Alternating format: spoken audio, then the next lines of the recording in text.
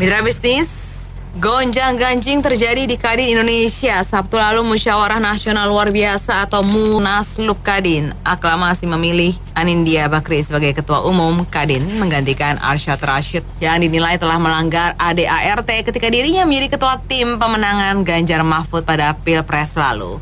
Sementara kubu Arsyad menilai Munaslup itulah yang melanggar ADART dan tidak sah karena mayoritas Kadin daerah menolak penyelenggaraan Munaslup ini. Apa komentar Anda mengenai gonjang-ganjing di tubuh organisasi pengusaha Indonesia ini? Di 633-9160 atau WhatsApp call di 0816-924-924. Ya, saya pikir yang pertama, secara pribadi sebagai warga negara, saya kecewa juga ya dengan kepemimpinan Arsyad Rashid yang tidak kebiah dan gagah dalam memimpin kemenangan Pak Ganjar dan Pak Mahfud. Jadi saya merasa nggak tahu kenapa PDIP waktu itu Bu Megawati atau kumpulan partai petinggi-petinggi partai Pak Ganjar Pranowo dan Pak Mahfud memilih beliau ini jadi ketua gitu. Apa nggak bisa Pak Jenderal Andika atau yang lebih capable lah gitu, yang nggak yang lebih tegas gitu. Nah, jadi kekecewaan itu menyebabkan jika sekarang ini terjadi permintaan pergantian Kadin, ada yang memilih Pak Anindya dan ada yang meminta ganti Arsyad, itu saya pikir sesuatu yang secara dewasa akan diselesaikan oleh para pengurus Kadin itu sendiri ya. Kadin ini kan kumpulan pengusaha kawakan gitu. Jadi kalau memang dalam kepemimpinannya Arsyad ini bagus, ya coba bertemu secara tatap muka dengan Pak Anindya, dibicarakan di mana titik temunya gitu. Tetapi memang saya pikir mudah-mudahan dengan kepemimpinan Kadin yang baru bisa membawa dunia usaha yang lebih baik. Dalam hal ini lebih baik terukur dari 3 hal, yaitu berkurangnya PHK di Indonesia yang 3 bulan atau 4 bulan ini terjadi ratusan ribu orang di PHK, baik tekstil maupun yang lain-lain. Yang kedua, meningkatnya investasi dari luar negeri ke dalam negeri. Jadi jangan hanya pengusaha itu malah yang masuk hanya teknologi-teknologi, tetapi tenaga kerja asing yang masuk gitu. Jadi Kadin di mana perannya untuk melindungi tenaga kerja lokal gitu. Baru yang ketiga diharapkan bahwa memang ada pertumbuhan pengusaha di daerah-daerah yang bukan hanya di Jawa ya, mungkin di Aceh, di Kalimantan Utara, di daerah-daerah tertinggal itu yang mungkin Arsyad belum mampu melakukan itu. Terima kasih. Kalau menurut pandangan saya sih ini sebenarnya dua-duanya sama-sama melanggar ADART sih, Mas. Pihak yang pertama itu kan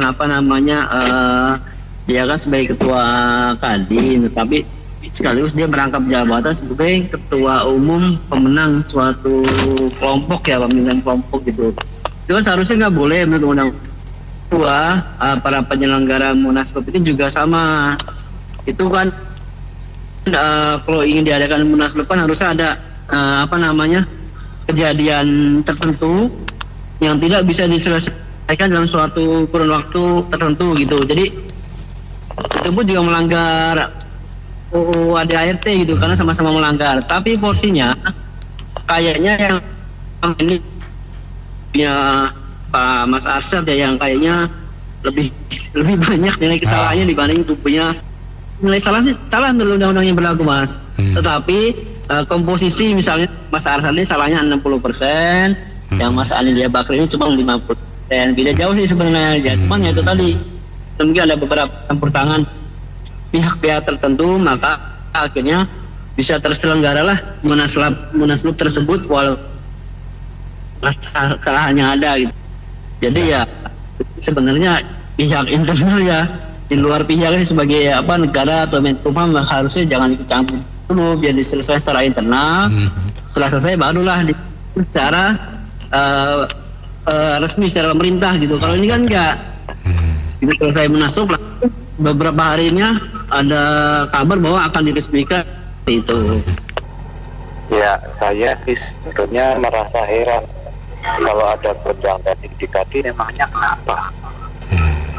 Biarin aja mereka bertengkar, mereka bukan anak kecil kok. Jadi biarkan mereka selesaikan, belajar dari situ ya. Siapa yang nanti yang didukung ya itu yang legal gitu aja, nggak usah diributin lah. Baik, kita bicara Kadin ini menarik sekali nih Pak, karena isinya adalah pengusaha-pengusaha ini Pak. Nah, jadi hemat saya Mas Nindya ini kemudian sama Arsyad, ketua yang lama ini juga putra-putra Indonesia terbaik gitu. Jadi sebaiknya itu diadakan musyawarah mufakat itu, jadi supaya tidak ada perselisihan. Karena Kadin ini kan sebuah organisasi yang di bawahnya pengusaha-pengusaha, dan itu nanti akan berdampak besar sekali kalau ada perselisihan di atasnya gitu Pak. Jadi sebaiknya ya diadakan musyawarah Pak. musyawarah mufakat. Pasti ada titik temu, mufakat itu pasti ada titik temu.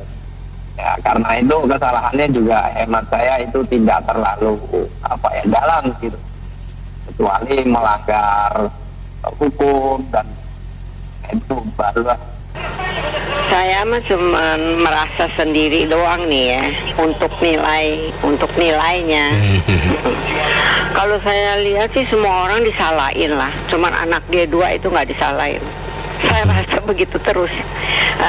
Kalau benar apa nggak benar, kalau bukan keluarganya tuh pasti diturunin. Kalau perasaan saya begitu. Sebenarnya Pak Arsyad ini orang baik, orang yang murni bisnis ya. Dia sebenarnya kalau sudah bisa menjabat Kadin itu seharusnya nggak usah cawe-cawe politik. Karena gini, orang cerdas belum tentu bisa berpolitik. Kalau politik kayak kita cuman ngomel doang, itu beda kan ya, gitu. Jiwanya itu beda gitu ya. Terus kalau misalnya sekarang ada kejadian kayak gini sih, saya kira Pak Arsyad sudahlah, daripada buang-buang duit bayar pengacara, mendingan udah deh lu baik-baik aja doing your own business gitu ya. Kan udah kaya, udah cerdas kayak gitu, udah ganteng, terus ngapain sih gitu loh ya. Dan jujur pada saat beliaunya jadi tim pemenangan, saya juga merasa lemah banget gitu ya. Apa yang dikatakan Pak Ramli tadi benar gitu ya. Jadi di sini itu kita tuh harus tahu ya, kita rakyat jangan nggak usah munah deh. Kalau politik itu jelek banget gitu loh, dan jahat banget. Kalau lu nggak tega ya, lu dibinasain gitu ya. Itu tuh udah pasti punya gitu. Jadi kita nggak usah sok idealis. Kalau idealis nggak usah berpolitik, udah gitu aja. Karena ditambah lagi gini, kalau pengusaha mau berpolitik itu kayak Bakri, Abu Rizal Bakri itu waroknya politik, waroknya bisnis ya, itu beda. Coba lu lihat Sandiaga Uno. Sandiaga Uno, kalau ada yang kenal dengan teman sekolahnya Sandiaga Uno ya, itu sebenarnya Sandiaga Uno itu nggak murni cerdas di dalam bisnis, tapi otaknya dia cerdas, tapi kan belum tentu orang kalau cerdas itu bisa berbisnis juga gitu ya. Nah, Sandiaga Uno itu habis berapa? Untung aja dia sebelumnya udah kaya kayak gitu, tapi Sandiaga Uno kayaknya kok lebih senang di politik. Ya udah, lu terima aja kayak gitu loh ya. Karena memang Sandiaga Uno kayaknya jiwanya nggak sama dengan Pak Arsyad, tuh nggak sama. Pak Arsyad tuh sebenarnya gentle banget orangnya gentle gitu. Cuman ya itu lemahnya. Kalau saya ngomong dia nggak bisa mimpin gitu loh ya. Apalagi mimpin organisasi yang segitu gede. Nggak usah gitu deh. Boleh nggak saya ngomong gini ya? Pada saat beliaunya mimpin di ketua pemenangan itu kayaknya di ketiak. Nanti deh kayak gitulah ya kira-kira ya. Nanti ada yang marah lagi gue ngomong kayak gitu, tapi sejujurnya memang kayak gitu ya. Bukan Pak Ramli aja yang ngomong, tapi gue juga ngomong kayak gitu jauh-jauh sebelum itu ya. Nah, terus contoh-contoh yang jahat ya, kita nggak usah ngomong di dalam negeri lagi deh. itu Donald Trump kan baru ditembak lagi kan. Iya. Nah, terus ditembaknya itu penyebabnya lucu kan? Karena Donald Trump mengatakan apabila dia menang, dia tidak akan membantu Ukraine. Nah, orang yang nembak adalah penggemar Zelensky, Edan.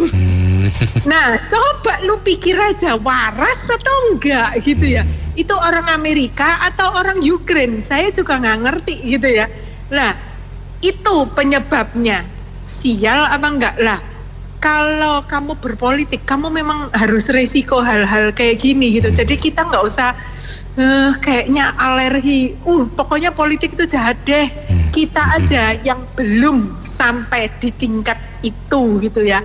Tapi sesungguhnya secara belakang banyak kan yang korupsi dari orang-orang partai, terus dilaporin habis itu hilang kayak gitu-gitu. Ingat nggak 10 tahun yang lalu? Jadi kita memang harus diajarin untuk cerdas menfilter apa yang perlu kita tampung dan apa yang kita tidak tampung. Terus kalau bisnis, sudah deh, mendingan kita doing business. Kalau kita punya duit lebih, syukurlah kita nyumbang. Misalnya kita mau nyumbang gitu ya ke partai politik yang lu suka, up to you, that's up to you, that's your money gitu ya, terserah gitu. Kalau enggak, sudah nggak usah ikut politik praktis. Kalau ikut politik praktis, sudah nggak usah bisnis. Terima kasih. Biasa kan lahan basah ya nggak? Emang ada janda itu basah? Aku ngomong bukan saya.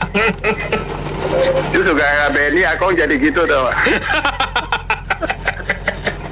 Biasa Ben.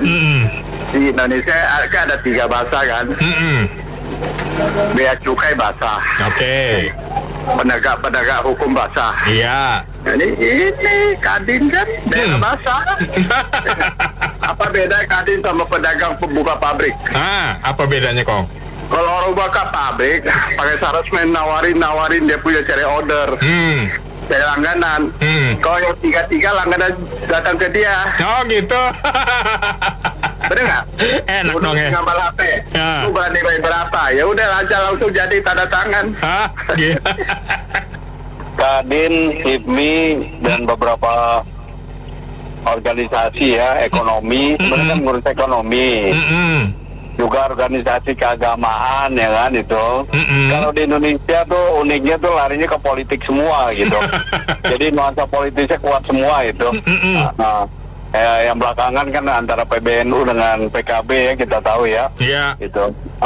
Jadi dari urusan ekonomi, urusan agama semua lari ke politik kalau di Indonesia. Jadi nggak pernah fokus ke bidangnya. Gitu. Terima kasih. Memang sebaiknya pengusaha itu nggak usah ikut dalam politik praktis, ya kan. Dan dalam hal ini ya kalau udah seperti ini ya nggak perlu saling menyalahkan. Kan itu ada konsekuensinya ketika ada pengurus dan petinggi dari Kadin itu ikut terjun dalam politik praktis. Karena pasti ujung-ujungnya pasti akan terjadi konflik of interest, konflik kepentingan itu seperti yang saat ini pasti terjadi gitu. Jadi dalam ADART dari Kadin kan dikatakan bahwa Kadin ini adalah sifatnya mandiri. Kadin bukan organisasi pemerintah, bukan organisasi politik. Itu kan sudah jelas di ADART. Mungkin ya, saya rasa yang saya dengar ini parasit itu disalahkan karena pada saat parasit jadi ketua timnya pemenangannya Ganjar Mahfud, dia cuti. Sedangkan dalam ADART itu nggak menghabiskan cuti, seperti itu kan gitu. Jadi ya saya rasa inilah konsekuensinya. Jadi ya sebaiknya Kadin itu mandiri lah, nggak usah ikut dalam, nggak usah terjun dalam politik praktis, ya kan, nggak perlu. Akhirnya terjadi konflik of interest di saat ini. Kalau sekarang diminta supaya presiden intervensi, saya bilang secara regulasi presiden nggak bisa intervensi. Iya kan, karena Kadin kan bersifat mandiri. Organisasi dunia usaha ya, organisasi dunia usaha, organisasi bukan organisasi pemerintah, bukan juga organisasi politik, ya kan. Jadi itu harusnya disadari sama pengurus dan petinggi dari Kadin bahwa harus ada batas yang jelas, mana ini kepentingan bisnis, yang mana kepentingan politik, ya kan gitu. Karena kalau kita lihat saat ini Kadin ikut terjun dalam politik praktis, ya kan. Bahkan ada yang pengurusnya juga ada dalam partai politik, ya kan gitu. Jadi ya saya rasa saya setuju dengan Ibu Mila, sebaiknya pengusaha itu nggak usah lagi ikutan berpolitik. Jadi yang rugi dunia usaha yang rugi, ya kan. Apalagi kalau terjadi dualisme kepemimpinan yang dunia usaha yang rugi gitu loh, ya kan. Aja lah, ngapain jadi ketua Kadin, udah kalah udah. Sama aja lo main judi udah kalah. Lo mau ngulang, duitnya udah habis. Ya kalau duitnya masih ada nggak apa-apa. Mau diapain lagi udah. Ya lo salah lo main politik, ya kan. Udah pernah iceng Mila udahlah. Kau ya. Gitu ya. Oke. Itu singkatannya salah, Kamar Dagang Indonesia. Kalau di kapal kan adanya selalu berantem. Yang salah dari awalnya tuh singkatannya Bu Meni. Singkatannya salah ya? Kamar itu loh. Iya. Ya begitu aja komentar saya. Oke. Ya saya kira si Arsyad itu ya. Ya dia kan ikutan di politik ya. Saya pikir ya itulah konsekuensinya. Kalau mau dicari celah-celahnya, yang namanya Anindya itu ya tetap aja bisa dibenarkan itu nanti. Kepala daerah yang kadin daerah semuanya udah setuju kan memenuhi ADART-nya. Ya kan? Nanti kan dari Menkumham dengan alasan semuanya udah terpenuhi, ya diajukan lah. Presiden Kepresnya turun lah. Iya. Jadi Arsyad itu mau melakukan tindakan hukum juga boleh saja, silakan. Ya inilah deh negara hukum ya beginilah ya. Iya. Karena persoalan kita apa di sini, setiap hukum yang dibuat aturan-aturannya itu selalu ada celah. Oleh karena itu adalah yang namanya kuliah jurusan hukum, bro. Kalau nggak ada, ngapain kuliah bertahun-tahun jadi keluar pengacara? Pengacara kan tugasnya mencari celah-celah hukum. Betul. Iya kan? Ya. Nah, letaknya di mana keadilan, yaitu di tangan yang membuat keputusan hukum, yaitu hakim. Pengadilan itu pun masih ada celah-celah yang dipakai. Iya.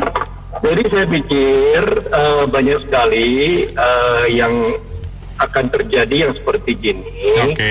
Dan lantas ada orang tertentu mengatakan etikanya di mana, ya kan? Tetapi etika dan hukum ini kan garis pemisahnya kan agak susah. Iya. Kalau dari sisi peraturannya memang tidak melanggar, artinya tidak melanggar peraturan yang ada. Ya monggo-monggo aja dilakukan. Jadi menurut saya terhadap kejadian ini, Pak Arsyad dia mau melakukan gugatan hukum. Kalau nggak salah hari ini beritanya kan dia sudah sampaikan surat ke Jokowi ya. Betul, sudah menyampaikan surat dari hari Minggu kemarin. Ya betul, ya dilihat aja nanti kan dari Kementerian Hukum akan lihat yang satu pihak satu lagi apakah mereka memenuhi peraturan-peraturan nggak. Kan di dalam ADART kan kalau dari Kepala Daerah Kadin seluruh Indonesia mendukung yang pemilihan Munaslup, yang Kemenkum ya okein. Surat itu diajukan ke Presiden untuk turunkan ke Kepres ya. Betul. Ya kan? Tetapi ya kita lihat Pak Arsyad ini ya langkah hukumnya seperti apa. Kalau dia terus menerus teguh mencari celah-celah hukum di lawyernya, ya ini akan terjadi gugatan terus menerus. Dan saya kira seperti ini. Negara hukum kan memang seperti ini ya bro. Ya kan? Makanya oleh karena itu Bro Benny hati-hati nih. Beginilah kalau seandainya segala sesuatu yang tidak pro pemerintah langsung dibubarkan dan digeser gitu loh. Saya kasihan lihat ketua Kadin yang lama ini, mentang-mentang dia kan tim suksesnya Ganjar Mahfud. Iya itu betul itu. Kita ingat dulu Demokrat yang itu yang sah dihasut, ada yang mau rebut juga, akhirnya nggak jadi. Mereka mestinya berpikir dulu Demokrat dibegitukan karena oleh Mulyono kan. Sekarang Mulyono nih mengacak-acak di segala lini. Hanya itu aja Mbak, kasihan saya lihat si Arsyad. Ya, jadi begini, saya menganalisanya mengikuti zaman sebelum reformasi ya Mbak. Ada hubungannya soalnya. Sebelum reformasi itu partainya ada 3. PDI waktu itu belum PDIP ya, PDI, Golkar, dan P3. Golkar sendiri sebetulnya bukan partai. Waktu itu namanya masih sektor. Nah, Kadin ini kan deretan pengusaha itu, Kamar Dagang dan Industri Indonesia. Nah, pengusaha di Indonesia ini saya pernah katakan ada 2 macam. Satu pengusaha yang idealis, yang taat hukum, yang taat etika, tata krama, moral lah kasarnya. Nah, deretan Golkar ini sebelum reformasi, ini kumpulan dari pengusaha. Lawannya ya PDIP juga banyak pengusaha, cuman ya relatif lebih banyak Golkar. Jadi yang namanya si sekarang ini yang menggantikan Arsyad ini kan putranya si Abu Rizal Bakri. Abu Rizal Bakri siapa? Mantan ketua Golkar. Setelah menggantikan Pak Yusuf Kala. Yusuf Kala siapa? Golkar. Luhut Binsar Panjaitan Golkar. Jadi perselisihan ini, dan Jokowi sendiri juga sebelum dia jadi wali kota Solo itu orang Golkar juga, HIPMI Solo. Yusuf Kala itu juga HIPMI di Makassar sana, di Sulawesi Selatan. Jadi orang-orang HIPMI, himpunan pengusaha muda Indonesia. Jadi fenomena politik di Indonesia ini itulah dominasi Golkar. Dan Golkar waktu itu, waktu zaman Orde Baru, itu populer, ada istilah kelompoknya Soeharto ini dengan sebutan ABG. ABRI, birokrat, dan Golkar.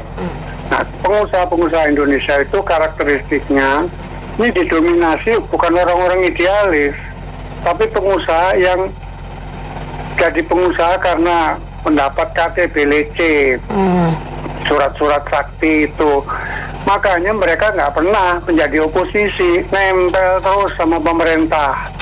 Nempel sama pemerintah, ya ordernya lancar. Kalau jadi oposisi nggak dapat order, kering dompetnya. Itulah, jadi apa yang dikatakan Pak Jansen itu kering dompetnya itu ya benar. Ya seperti itulah. Ini kok lama sekali 20 Oktober ini ya. Iya sih. Memang kebiasaan sistem apa ya berorganisasi kita ya seperti ini ya kelihatannya. Seringkali kita lihat seperti ini. Orang yang nggak setuju dengan ketua digusur, diturunkan gitu dengan paksa. Terus yang terlibat ya orang-orang itu juga, orang-orang yang memang ya mau kasarnya mohon maaf ya saya nggak tahu pasti, tapi kelihatannya kok orang dekat dengan kekuasaan gitu loh. Hanya karena perbedaan pendapat di ketika pemilu lantas terbawa ke atas gitu kan. Sebenarnya kan menurut saya nggak bijak ya pikiran-pikiran, apalagi mereka ini orang-orang pada dasarnya orang pintar dan berpengaruh, punya duit kan, masuk menggusur-gusur gitu aja kan, nggak sopan banget, nggak etis banget. Tapi ya itulah wajah organisasi di Indonesia ya seperti ini, mau bagaimana lagi, terima aja. Menyedihkan sih menurut saya kira itu. Terima kasih. Ya, itulah konsekuensinya berorganisasi di sini, dan karena satu kubu pro ke yang X, satu kubu pro yang ke A atau E dan sebagainya, ya begitulah. Jadi ya risikonya ya begitu. Saya rasa kalau dengan kekuasaan ya saya boleh dikata wajar-wajar saja. Ya kita bertarung aja, kita lihat. Terima kasih Mbak. Iya. Jadi ini mengingatkan saya dengan kejadian beberapa bulan yang lalu Mbak ya, di Solo juga ada pergumulan HIPMI ya yang juga ricuh semacam itu. Padahal waktu itu ada seorang menteri loh di sana itu. Ya, menterinya sekarang jadi ketua umum partai lagi. Nah, saya khawatir ini menjadi satu indikasi buruk ya. kenapa masalah politik itu harus dibawa-bawa ke ranah bisnis dan ekonomi. Ini merepotkan kita sebagai para pebisnis ini. Nah, kita tidak hanya melihat dunia bisnis, tapi juga harus memperhatikan isi politik ini. Nah, kita harus berpihak pada siapa kalau bikin bisnis kita ini lancar. Nah, ini masalah tersendiri. Padahal sementara ini semakin banyak ya masyarakat kelas menengah yang turun tahta jadi masyarakat bawah, dan ini merupakan tantangan yang tidak ringan, Mbak Nina, apalagi di bawah ini. Jadi kita tiap hari itu merasakan betul ya. Apalagi di Solo ini ya, sebentar lagi Pak Jokowi akan mengakhiri masa tugasnya. Apakah Solo nanti akan semeriah ketika Pak Jokowi jadi presiden? Nah, kita nggak tahu juga nih. Nah, apalagi Solo belakangan ini ya juga kondisinya sangat riskan ya. Misalnya dari kalangan perhotelan misalnya, apakah okupansi yang mereka punya akan tetap stabil seperti hari-hari ini atau bisa akan jatuh lagi? Sementara program-program pemerintah yang sekian banyaknya itu masih banyak yang belum tuntas dan belum ada kecenderungannya. Nah, apakah pemerintah ke depan juga akan bisa membuat Solo ini menjadi satu kawasan yang lebih mapan lagi untuk masyarakat ekonomi? Nah, ini jadi tantangan. Nah, saya pikir yang begini-begini juga akan terjadi di daerah-daerah lain, Mbak Nina. Nah, apalagi forum pilkada itu juga seperti itu. Ya, kita berharap ya masalah ini tidak berlarut-larut, tidak digunakan sebagai tes untuk level-level yang lain, misalnya untuk seperti yang isu yang sempat muncul waktu itu, misalnya ada pergeseran presiden misalnya oleh wakil presiden dan lain-lain. Ya, ini akan mencemaskan kalangan dunia usaha, Mbak Nina. Saya pikir begitu. Saya pikir ini membalas dendam ini. Maksudnya nggak boleh Arsad tuh itu kan ketua tim dari Ganjar Mahfud. Sekarang dibalas dendam dia. Ini Golkar balas dendam sama ya si Mulyono itu. Jadi ya main tabrak aja sekarang ini. Betulnya sih sudah mau selesai ini presiden ini, tapi masih aja belum puas dia. Akhirnya dia menggunakan tangan lagi nih, tangan hukum dan segala macam. Betul itu nggak sah, tidak sesuai dengan ADART-nya Kadin. Jadi dimajukanlah anaknya Abu Rizal Bakri, si Anindya itu.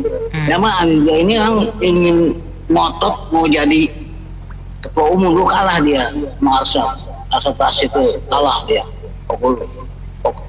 waktu lalu. Jadi sekarang dia pengen dendam melalui tangan yang berkuasa lah, yang tinggal sedikit lagi nih. Ini jadi balas dendam dari mereka ini. Ya, kita sih awam nggak begitu paham ya bagaimana mekanismenya seharusnya bagaimana. Tapi sebagai awam kalau kita lihat cukup lihat ininya aja nih, di mana ada Nurdin Halid, di situ ada kekacauan tuh. Dulu di PSSI, terus di Golkar. Nah, sekarang dia entah bagaimana caranya bisa mendadak masuk di tenis. Nah, sekarang mendadak bisa lagi. Ini paling hebat nih pokoknya, masuk kemana aja nih seksi repotnya nih. Sekarang masuk ke Kadin. Pokoknya bagian pengacau-pengacau dualisme lah, atau menurunkan pemimpin lah, itu dia jagoannya, Bu. Ya, jadi kita nggak bisa judge yang mana yang salah, yang mana yang benar, tapi saya cuma tahu ada Nurdin Halid sama dengan ada kekacauan. Itu aja, Bu. Makasih. Ya, kalau saya sekarang sih lihat lucu-lucuan aja lah, Mbak. Apalagi udah mau selesai kan ini kepemimpinan yang lama ini, udah mau expired lah dikit lagi.